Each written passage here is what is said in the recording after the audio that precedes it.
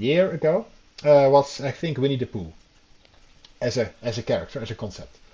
That used to be owned by somebody who created it, and at some point that person had passed away for a while, and therefore Winnie the Pooh was placed in the public domain. That means if you have something related to Winnie the Pooh and you want to share it, you're allowed to without attributing the actual creator of Winnie the Pooh. You're also allowed to edit that concept or the pictures or the name or whatever. That's what the second column means. So if you copy it, if you distribute it, it doesn't have to be identical to the original you received. You're allowed to create derivative works. Because the creative work you're talking about, let's say a book by Franz Kafka, that book is no longer protected by IP law. It belongs to everybody, so you're allowed to change it however you want. You're also allowed to sell it if you want. I mean, it's already everybody's property, but you are allowed to sell it if you want. And you can, if you create a derivative work, so for example, you have a book of Franz Kafka and you change the beetle to a butterfly, for example, you're allowed to do this, and then the new book that you release, you don't have to place any specific license on it. You can license it however you want. So in the public domain, you can basically do whatever you want, and that's how everything used to work until we got IP law. Then we got IP law, and they basically changed everything around. IP law says anything that you create is yours. You own the copyright. So nobody else is allowed to do anything with it. They're not allowed to copy it or distribute it without your permission. Whether they are allowed to change it doesn't apply because they're not allowed to copy it anyway. They're definitely not allowed to sell it. And the kind of license they place on derived products doesn't matter because they're not allowed to create any derived products. Basically, you are the only person who determines what happens with it. This is the license that rests by default on everything you create. If you now create a questionnaire, it's copyrighted. If you create a letter that you send to your ethical committee, it's copyrighted, etc., etc. Any creative work you create basically is copyrighted. And there are some exceptions. Some things are correspondence, some things are exceptional, but are like under certain conditions, things are not copyrighted basically, but the default, the best assumption is to assume that something is copyrighted and other people are not allowed to use it. From an open science perspective, of course, that's not so useful. Ideally, we want people to be able to reuse stuff. And then it's useful to think about the kind of conditions you want to place upon this. And that's what you can determine with licenses. And then we get to the set of licenses that's after copyright probably the best known. And those are the CC licenses or the Creative Commons licenses. And the simplest one that's usually placed on open access articles is CC BY. And the BY stands for attribution. So that means that if you have something that's licensed with CC BY, you are allowed to distribute it and copy it. You can give it to anybody. You can make as many copies as you want. But when you use it, you always have to attribute the original creator. Basically, citation, what we do in research. You're also allowed to create derivative works. So you can take the product and change it a bit. You're never allowed to do such in a way that you imply that the original creator agrees with what you did, but you can do it. For example, you can use stuff in systematic reviews, to give an example. You are allowed to sell it if you want. I mean, that would be unsensible because like open access articles are already free, so why would you want to sell them? But you are allowed to sell them. So if you want to become really rich, then just go to an open access journal, print all the articles, go to a marketplace and try to sell them. And if you change some stuff and you license it again, you can use whichever license you want. Then you have the BY ND license. That means that you're not allowed to create derivatives. So you're not actually allowed to change it. You're only allowed to pass it on exactly as you got it. You're still allowed to sell it, but you can't add any nice pictures, for example.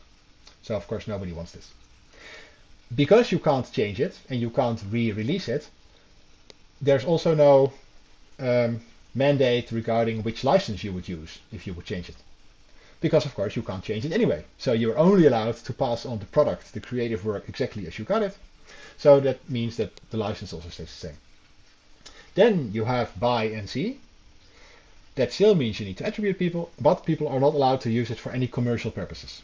So it can't be sold. This of course is quite attractive if you're in the academic sector. For example, if you create a questionnaire, you can license it under BY NC. That means that people can share it, people can adapt it, people can change it, but nobody is allowed to use it for commercial purposes.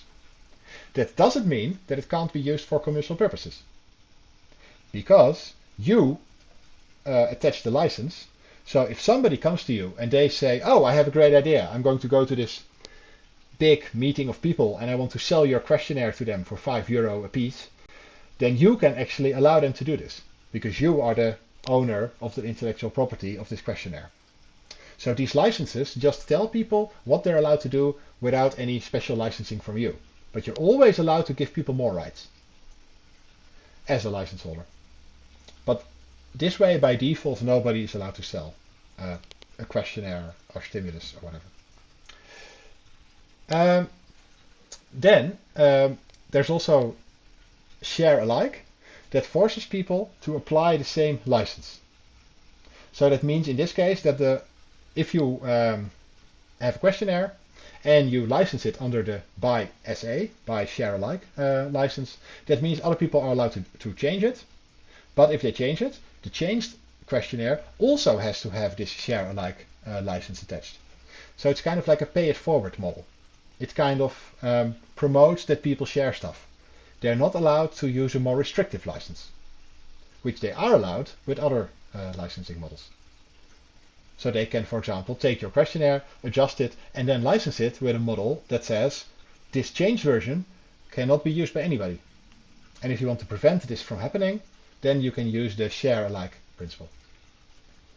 Then you can combine this with the non-commercial module as well.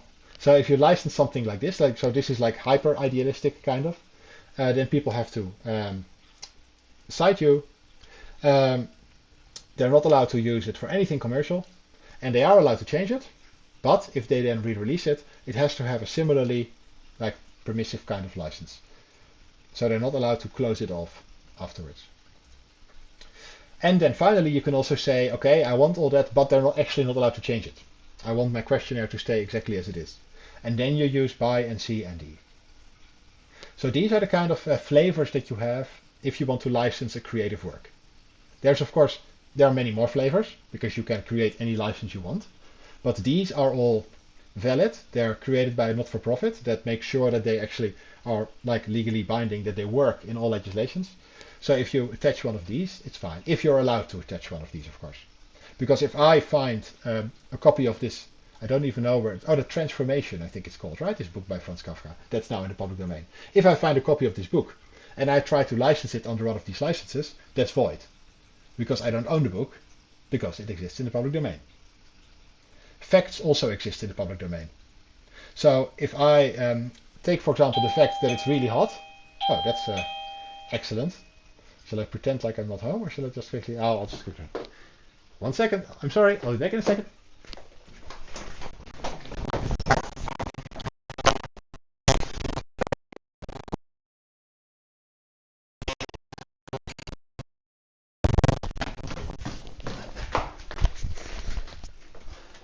Wasn't even anything exciting. It was just mail for the neighbors. Okay, so these licenses you can slap onto anything that's a creative work if you own it, and then this determines what people can do to it or with it without any further communication with you, and you're also always allowed to give them extra rights if you want to. Okay, then software, as I said, is a bit special because software is very commonly reused. So that means the licenses are also geared towards potentially reusing a little bit of software in other software. And as I said, it's a bit more complicated, but basically there are two sets of licenses to consider, nicely discussed in this PLOS One Biology article, I think. Because software is so often reused, you really have to think about what happens if somebody wants to use your software in their software. So if you have a bit of analysis script and you want to license it and you want to make sure that other people also share their analysis script if they reuse yours, for example, or you want to make sure that they're allowed to sell their analysis script if they reuse yours, then you have to choose the license here quite carefully. So proprietary licenses, that's just copyright, basically. So that means nobody's allowed to do anything with it. So that's the kind of software that we try to phase out in open science, because we want to go for open infrastructure, So that means no Zoom, for example, but instead Meet, Jitsi Meet. No Qualtrics, but Lime Survey. No SPSS, but Jamovi and R, stuff like that. So no proprietary licenses and only open licenses. Then, on the other side, you have the permissive licenses, and that basically means anybody is allowed to do anything. And that also means that if you reuse software with a permissive license, like the BSD license or the MIT license, you are then allowed to actually sell that product and attach a proprietary license to it. Not, of course, to the bits of code that were already licensed with a permissive license, but to the whole product. So if you invent a brilliant analysis and you write it in R or in SPSS script, and you license it under a permissive license, under the MIT license, for example, then somebody else is allowed to take this, use it in their program, and then sell that program under a proprietary license, so that nobody is allowed to use that again. If you want to prevent this, you can use one of the copyleft licenses, like GPL or LGPL. Those licenses mean that if this software is used in another product, it has to be licensed similarly openly. So then if you write your code for a brilliant analysis and somebody uses this in their program, then they're not allowed to sell the program anymore. They have to, or at least they have to use a copyleft license. They might be allowed to sell it, but they're not allowed to license it with a proprietary license. Okay, so this is only relevant if you are thinking about how to license analysis source code. So a nice default is GPL, which is often used for open source software as well. And then finally we have data, which you can also kind of license. So you have qualitative data and quantitative data.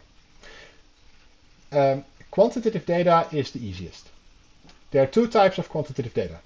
There's personal data, which is about an identifiable individual. That's always owned by that person.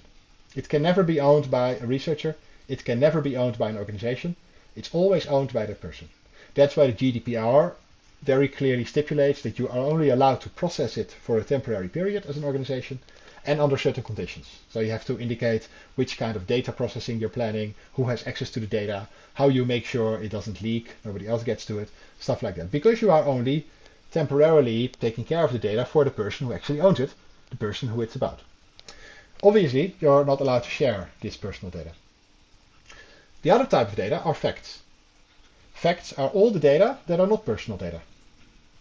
So if you have a series of questionnaires and you give it to people, and the resulting data set doesn't contain any lines that can be attached to any specific person, that can be derived to any specific person, so none of the data is personal data, then the data set consists only of facts, and facts are defined as existing in the public domain.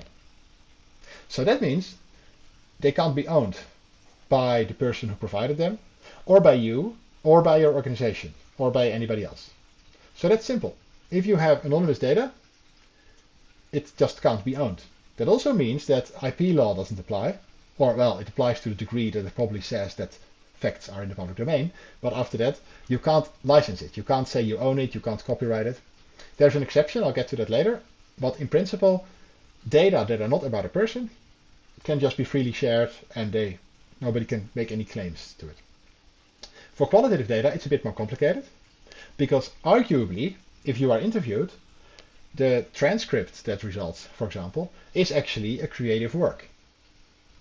It's what you said. It might be, you might even recite a poem that you created to make it very clear, but in principle, you could even say, the interviewer and the interviewee write a story together. There is a narrative. And this is a creative work of the interviewee, arguably. The easiest way to deal with this is to make sure in the informed consent that people consent to placing this in the public domain. Because, of course, to the degree that it's a creative work, they decide what happens with it, and they can decide to license it in the public domain. That means that it's no longer owned by anybody. They basically void all their rights, which means that it then becomes reusable for research and it can be shared.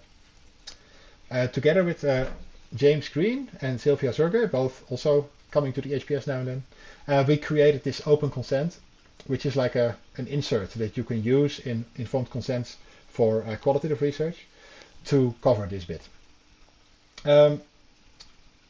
After that, the qualitative data is in the public domain, and therefore it has the same status as quantitative data, that is not personal data. Namely, it can't be owned by anybody. So you can freely share it without, well, having to ask anybody. There's one exception to this, and that's the so-called database right. The database right is something that was created for companies to make it not useless to collect certain databases of data. So if you are a company and you have a brilliant idea, you want to collect information about the position of all the trees in the world and then sell this to organizations. I assume there are organizations super interested in exactly where the trees are in the world, municipalities or other governments or other organizations. Of course, the position of all the trees in the world are facts. These can't be owned. Database right holds that if you made some effort to create a certain configuration of facts in a database, then you can claim IP, you can claim ownership of that specific configuration, of that specific database. Not of the facts in it individually, but of that specific configuration. And that then protects such companies if they want to collect such data. Of course, this is exactly orthogonal, exactly opposite to what you want to do in open science.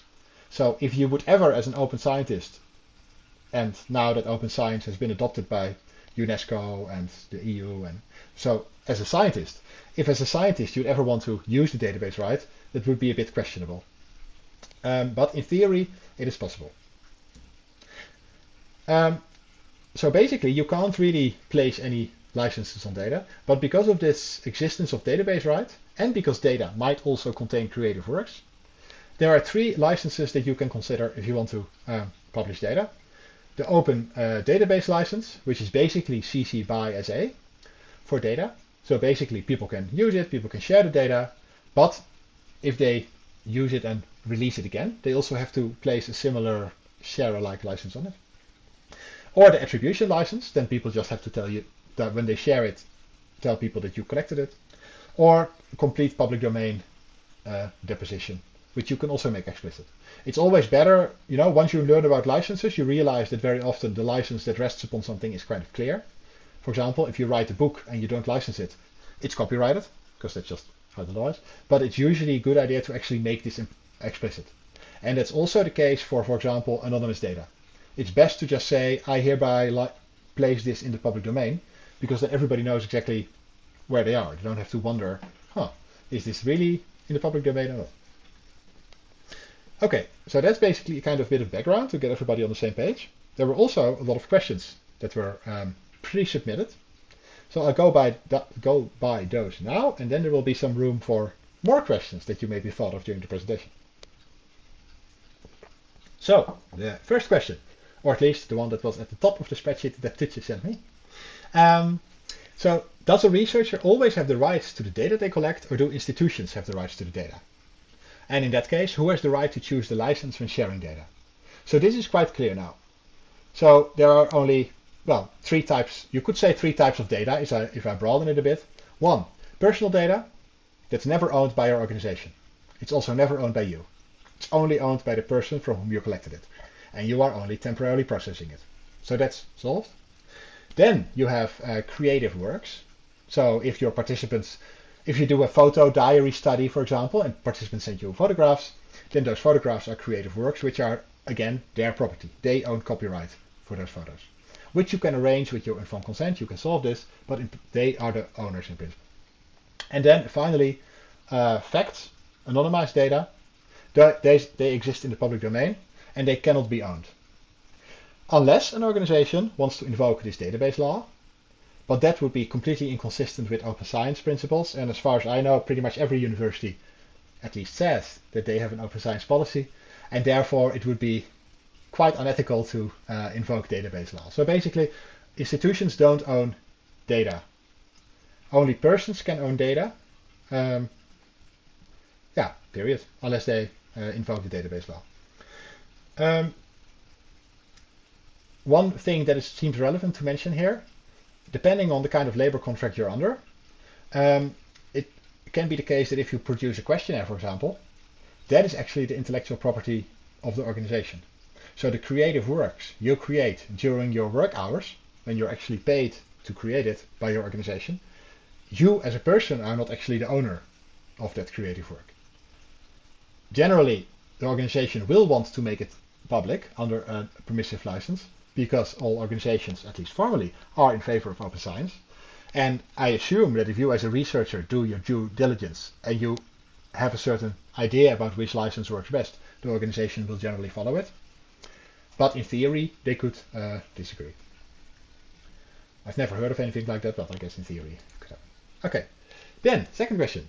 Oh, by the way, if the question asker is among us and my answer to any of the pre-submitted questions is not clear, or actually if it's not clear to a non-question asker, then feel free to butt in. So the second question, the process when adding tables and figures from research materials. So there are two answers. The first is that these will generally be copyrighted to either the researchers or the publisher, depending on how the article is licensed. Related to this, a tip for everybody here. If you have any figures, first place them on Zotero or Wikimedia, so that you place them online under a given license, and then just use those versions in your article, because then you are the license owner. You can put it online under a permissive license and then just use it in your article. And then they can never claim copyright. The publisher or anybody else can never claim the copyright because you already own it, because you're just reusing an existing image that you just happen to put on the internet, but still it's an existing image. Assuming that these are owned by the publisher, for example, in one of those older journals where you have to sign over your copyright if you publish there, then it depends on whether this falls under fair use or under agreements that your organization made with publishers. And that becomes very different per country and per organization. So this is something you'd have to check probably with your university library. They might be quite aware of the arrangements that you have, especially when it comes to teaching. Then question 3 is a bit more complicated and might also be a good point for discussion. It's not entirely about licensing, but it is a relevant consideration. So commenting on the valid or not so valid concerns regarding adopting open source might be one that's good to keep until last if we don't have enough other questions to fill the time. Then, pre-submitted question 4. Whether sharing open source software can be seen as freely sharing an embodiment of something patented, however you pronounce it, something that has a patent on it, and therefore be a legal concern, and whether there are different consequences depending on the open source license applied. So if software is open source, the term open source is generally meant, not always, but generally meant to mean that something has an open license that allows you to share it under a certain number of conditions. So basically the first point is check the license. It depends on the specific open source license that you have, but if something is licensed under LGP, for example, or most other common open source licenses, that means it can never be a problem if you share it, because the license was created exactly to make very clear to everybody that it can be shared freely and adjusted and edited and published again. Also, I think it will be very uncommon that people place a patent, request a patent something, and then place an open source license on it. It might even be impossible legally to simultaneously request a patent and free it up for sharing using an open source license. But I don't know enough about this to really have an answer, I'm afraid. Fortunately, in research, generally we don't patent stuff, at least since we are in favor of open science, because again, patents are meant to restrict use of stuff, not to enable people to use it. Pre-submitted question 5. Whether certain licenses have either held up or been challenged in court. And whether some have just not been challenged in court yet, which means we're not sure about their legal status. So the Creative Commons licenses and the open source licenses have been around for a long time, but I don't know enough whether they have been challenged and whether it held up. But the whole point of the Creative Commons Foundation is to make sure that they do work. And they have different versions. We're currently up to version 4. So I would be surprised if they don't hold up in most courts around the world. But this is something we'd have to ask a legal scholar, somebody who's really specialized in this kind of stuff. Regardless, one of the main functions of licensing, if you do open science stuff, is to communicate to people what they're allowed to do, to give them the comfort to know that they are safely allowed to copy it and stuff. So the idea is generally not that you are the person who wants people to pay money. You are the person who wants to make sure that people feel free to use your stuff. So that in most scenarios, this question won't be too relevant because you're not going to sue anybody. You just want them to use your questionnaires or whatever. Then somebody wasn't entirely clear yet about the licenses offered by academic journals. Hopefully that's clear now. If not, you can rewind and watch the first bit again, or ask questions about the stuff that's not clear. Then, question 7. Somebody has software that should be publicly available for use in adaptation, or that should be, so they want to make it publicly available, but are not sure which license to choose. And the CC licenses are not sufficient, but they also don't understand the GNU licenses, the licenses that are generally used for open source software. And they don't want it to be available for commercial use. So in that case, I would use the GPL license, GPL v3, because that's just what most people recommend to use, which is also why I recommend it. If you really want to make sure you get exactly the right one, you would have to learn about the GNU licenses. And if you don't care too much, but you just want to be safe and you want to make sure it doesn't get used for commercial purposes, then the GPL license works. Then question 8. So you're looking for a translated instrument and the authors give it to you. Is that enough permission to use it in your study? Or do you need permission from the original users as well? And if you have permission to use an instrument and then adapt it to a specific population or language, can you then share your adaptation translation with other researchers? So this is a bit more complicated because it again depends on the license under which the original questionnaire was published. So there's no simple answer because it depends on that license, which is an unknown parameter in this case. My advice would be to try to contact the original authors and try to get them to explicitly license the original questionnaire under a permissive license.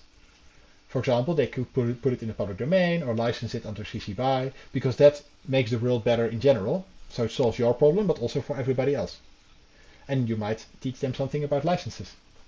So I think generally in this case, it's good to try to talk to them and see whether they're willing to put it in OSF under a permissive license. And then everybody can reuse it. If they don't want to put it online under a permissive license, then probably they'll also not want you to publish it again. But then you can just discuss with them under which terms you would be able to. Or develop a new instrument that is open and that can freely be used by researchers. And therefore is compatible with doing open science. Then, question 9. Somebody was always wondering which license to use for PAPs at OSF. I've been thinking about this a while, but I must admit I don't really know what a PAP is. So if somebody does, it would be great if you could tell me. Maybe the question asker is here, otherwise we'll move right along. No, nobody knows what a PAP is. Now I'm even more curious, of course, because I would expect somebody to know what they are. Okay. And then finally, if an article is not published open access, to what extent can you summarize it and share the results? So this is a bit tricky, I think. So basically the stuff that you report in a paper are facts.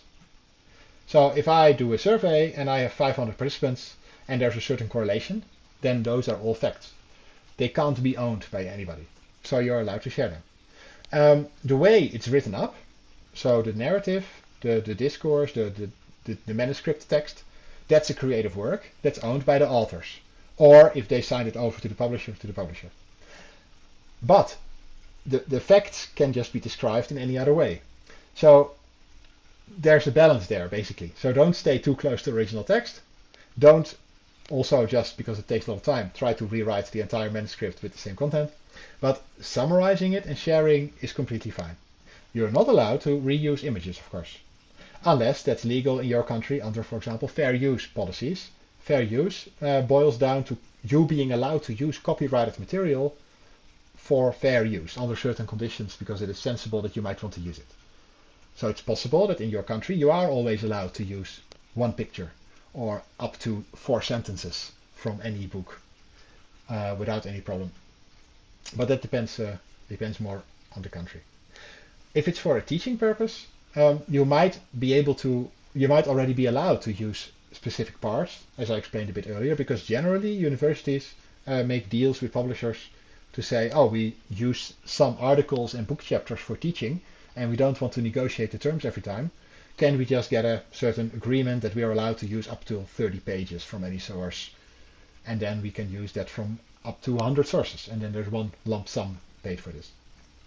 So for teaching purposes, you're maybe allowed to do a bit more, and otherwise you're always allowed to reuse all the facts, everything that's reported in it, just not in the author's words.